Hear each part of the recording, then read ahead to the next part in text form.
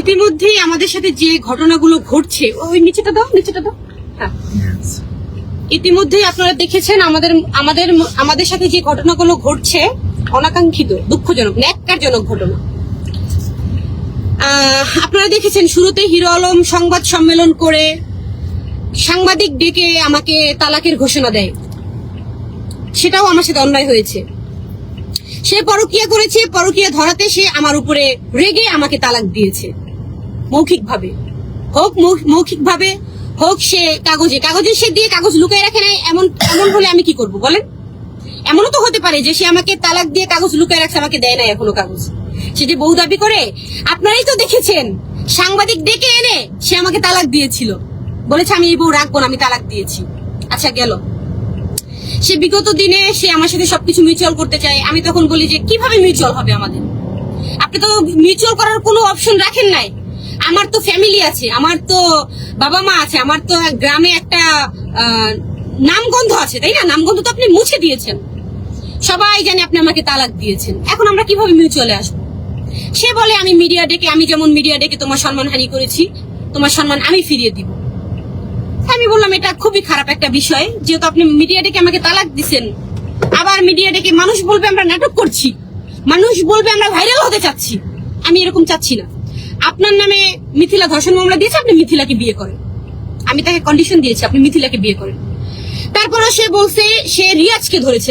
লাস্টে সে আজকে যে ঘটনা ঘটছে, রিয়াজকে সে নিজেই বলছে যে তুমি দেখা করো না হলে আমি তোমার সাথে দেখা করবো। রিয়াজ আসছে বাসায়, রিয়াজ আসছে, সেও আসছে। এর মধ্যে রিয়াজের সাথে যখন সে বাকবিতণ্ডায় জড়ায় গেছে, স্বাভাবিক। রিয়াজের বউর সাথে হিরো আলম কি ধরনের ভিডিও বানায় আপনারা দেখছেন। গাড়ির মধ্যে শুরু করছে কিন্তু তারা।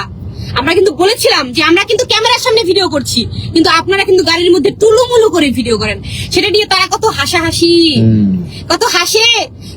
আপনারা তো তালাক প্রাপ্ত, আমরা টুলুমুলু করে ভিডিও করি না, কি করি এটা আপনাদের দেখার বিষয় নাই। তাহলে আমরা কাজ করছি, আমরাও তো তালাক প্রাপ্ত, আমরা কাজ করছি, তাতে আপনার এত জ্বলে কেন? হিরো আলম আপনার কেন এত জ্বলছে বলেন? আপনার কেন জ্বলে? যখন আমাকে তালাক দিছেন তখন ভাবেন নাই, তখন ভাইবা দেন নাই? এই যে মিডিয়া ডেকে এই যে আপনার ছেলে পেলে কত ভাবে আমাকে আঘাত করছেন আপনি। আপনার ছেলে আমার জুতা যে টানছে, আপনার অ্যাসিস্ট্যান্ট আমার জুতা যে টানছে, সেও আমাকে নিয়ে বাজে কথা বলতে ছাড়ে নাই। আমি আপনাকে কিভাবে মাফ করি, কিভাবে ক্ষমা করব আপনাকে? আপনার 2 টাকার হচ্ছে গিয়া চাকর, সেও আমাকে নিয়ে বাজে কথা লিখছে ফেসবুকে। তাহলে আপনাকে ক্ষমা করার তো প্রশ্নই আসে না। কিভাবে আপনাকে ক্ষমা করব? এই ছেলেটার কত বড় ক্ষতি করছেন আপনি জানেন? এই ছেলেটার 1 মিলিয়নের পেজ যেটা দিয়ে সে ইনকাম করে, আপনি তার পেটে লাথি মারছেন। তার 1 মিলিয়নের পেজ আপনি উড়াই দিচ্ছেন।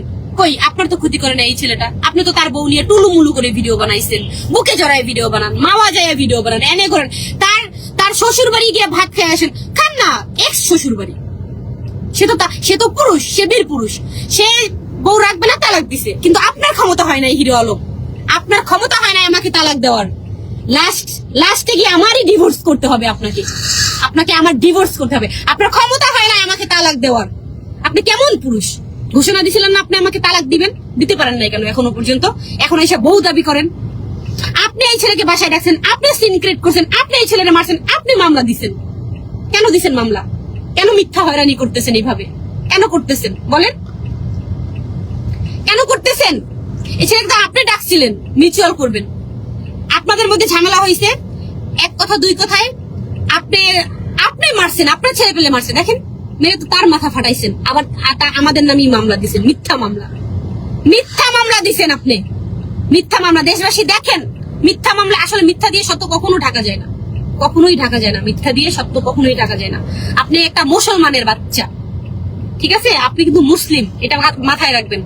আপনি এই যে আমার বাসার নিচে চিল্লায় বলছেন, এই যে বলছেন যে আপনার বউ নাকি দেহ ব্যবসা করে, সেই বউ কোনোদিন ফেরত পাইতে চান? আবার আপনার বউ তো এখনো তো রিয়ামণি আপনার বউ। তাহলে বউর নামে যে এত বড় একটা কথা বলছেন, ইসি ঘৃণা। এরকম মেয়ে বিয়ে করছেন আপনি, আপনার লজ্জা লাগে না? আপনার শরম নাই? কেমনে বলেন? এখনো তো আপনার বউ। তাহলে এই কথাটা কেমনে বলছেন আপনি? আপনার মুখ দিয়ে কেমনে আসলো বলেন? দেশবাসী বলেন, আপনারা বলেন।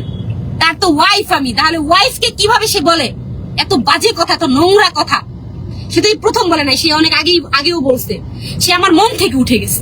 তার সাথে আমি কিভাবে মিউচুয়ালে যাব বলেন?